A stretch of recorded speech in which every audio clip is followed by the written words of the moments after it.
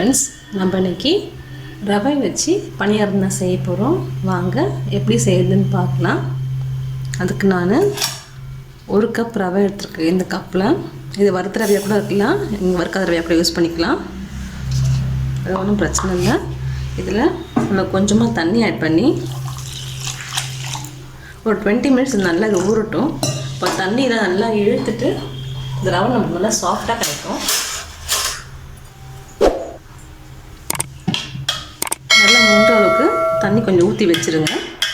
இது நல்லா ஊறி வரட்டும். நம்ம ஒரு 20 நிமிஷம் இல்லை ½ அன் ஹவர் கழித்து நம்ம இதை எடுத்துக்கலாம். வெயிட் பண்ணுவோம். நம்ம ஒரு பேன் வச்சுக்கலாம். அங்கே 2 ஸ்பூன் நம்ம நெய் விட்டுக்கலாம்.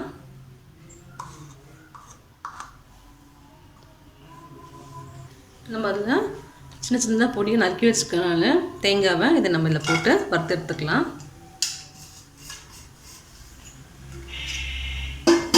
தேங்காய் நாங்கள் திருவியும் நீங்கள் போட்டுக்கலாம்.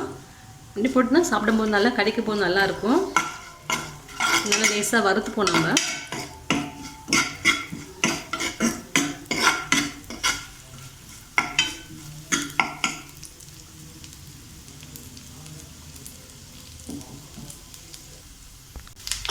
தேங்காய் நல்லா செவந்துடுச்சு. நம்ம எடுத்துக்கலாம். அந்த ஸ்டேஜில் நம்ம எடுத்து வச்சுக்கலாங்க.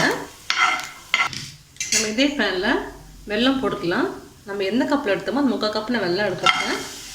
இதை நம்ம கொஞ்சமாக தண்ணி விட்டு ஃபில்டர் பண்ணிப்போம்.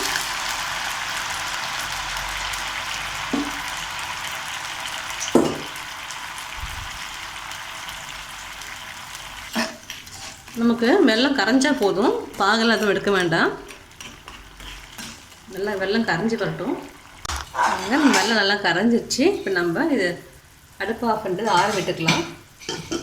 பாருங்க, நம்ம ரவை தண்ணியெலாம் நல்லா ஊறி நல்லா சாஃப்டாகிடுச்சு. நம்ம இப்போ இதில் ஒரு ½ கப் மைதா ஆட் பண்ணிக்கலாம். அப்போ தான் நமக்கு ஊற்றும் போது நல்லா வரும். வெறும் நம்ம ரவை மட்டும் போட்டோம்னா சரியாக வராது.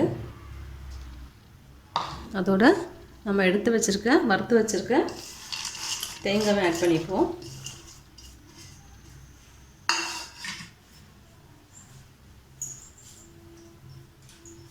நல்லா மிக்ஸ் பண்ணிக்கலாம்.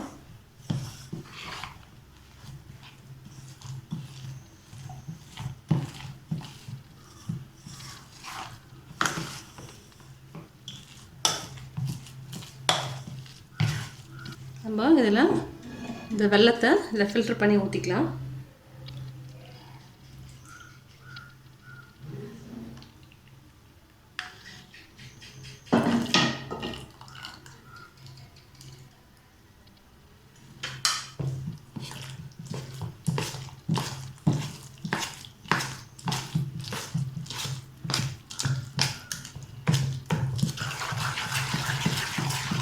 கொஞ்சமாக நம்ம உப்பு ஆட் பண்ணிக்கலாம். உப்பு கொஞ்சம் போட்டோம்னா தான் நமக்கு அந்த ஸ்வீட்டை எடுத்து கொடுக்கும். நமக்கு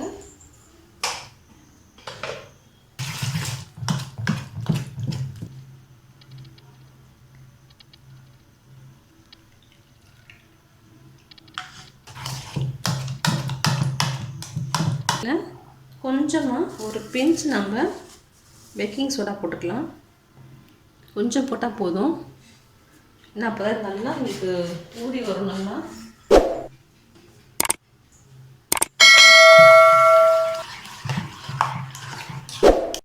நம்மளோட மாவு ரெடி ஆகிடுச்சு. பாருங்கள், இப்போ நம்ம சும்மா ஆயில் ஆட் பண்ணிக்கலாம்.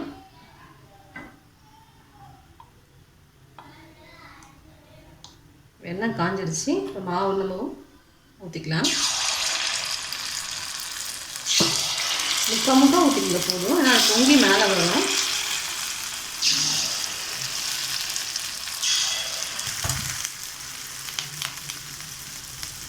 சிம்லேயே வச்சுக்கோங்க, அப்போ நல்லா அது வெந்து வரும்.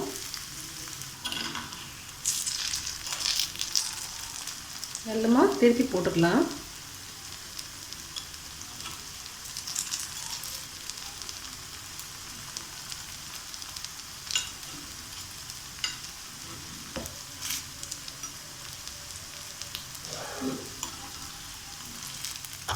திருப்பி போட்டாச்சு.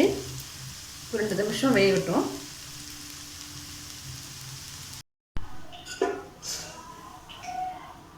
அப்படியே பனியாரம் நல்லா வெந்துடுச்சு. நம்ம எடுத்துடுவோம்.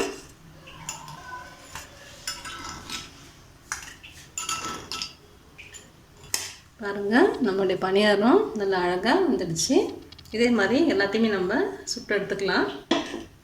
எண்ணெய், நீங்கள் எண்ணெய்க்கு பற்றி நெய் கூட சுட்டுக்கலாம். அதில் நெய் இஷ்டம்ன்றது நெய் ஊற்றிக்கலாம். நல்லா வாசமாக நல்லாயிருக்கும். அப்படியே பனியாரம் நல்லா ரெடி ஆகிடுச்சு. பாருங்கள், நல்லா பொறு பொருள் ரவை போட்டதுனால நல்லா சாப்பிட்டு பொறு பொருன்னு இருக்குது. நல்லா வெந்து பாருங்கள் உள்ளே. இது ரொம்ப சுலபமாக செய்கிறது தான். நீங்களே செஞ்சு பாருங்கள். உங்கள் கமெண்ட்ஸ் சொல்லுங்கள். தேங்க்யூ.